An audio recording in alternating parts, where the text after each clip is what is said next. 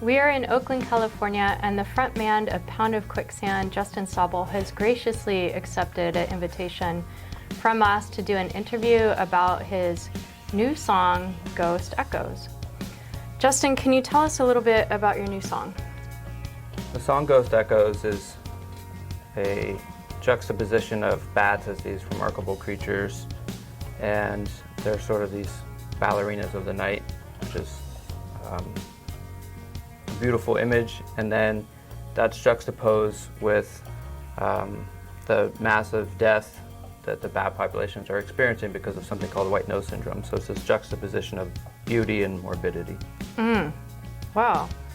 So what inspired you to come up with that? Well, for two reasons I think we wrote the song. The first is that we wanted to sort of dispel the common conception of bats as flying rodents. I know a lot of people, that's what they think of as bats, as like flying rodents.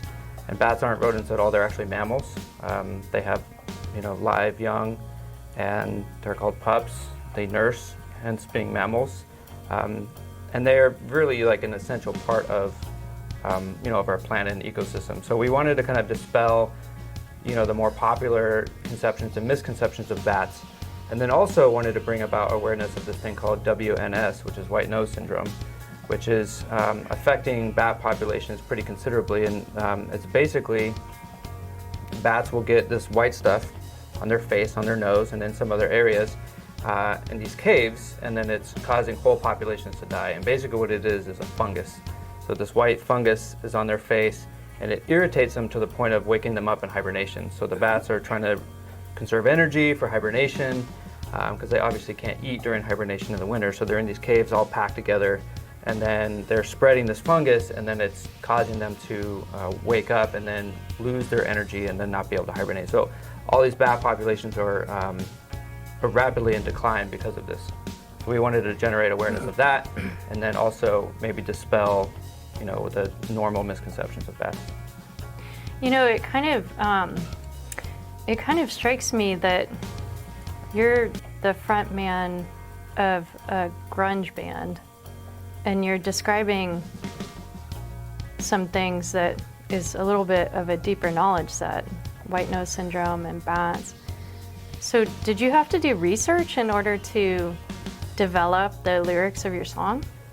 We did. There are people, like this is their whole job, right? Bats, that's what they do. So obviously they're going to be experts. And so I reached out to some people. I talked to Christian Newman at EPRI, and then also I spoke with Malia at BCI, which is Bat Conservation International.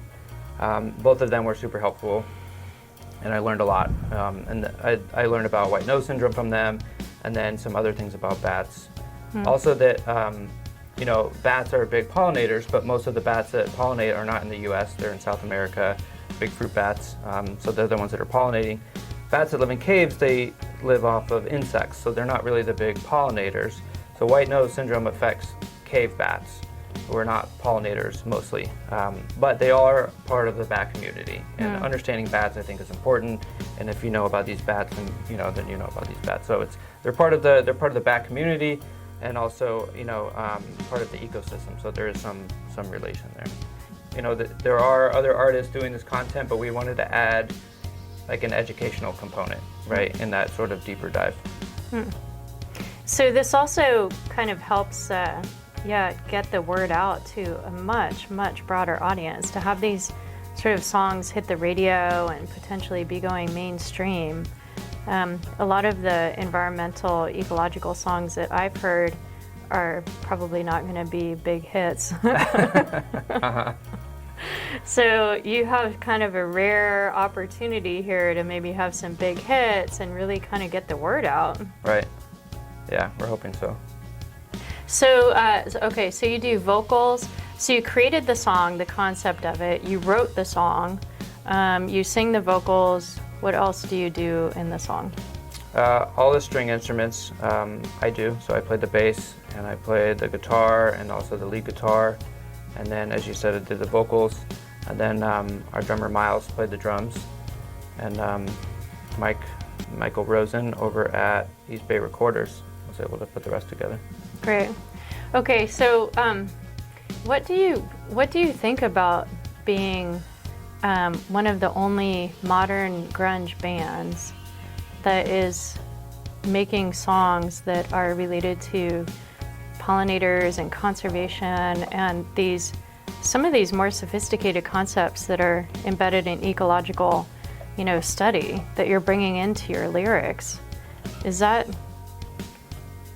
your intention, to be the first modern grunge band that's scientifically correct and accurate? I mean, we're a rock band. We write about a lot of stuff.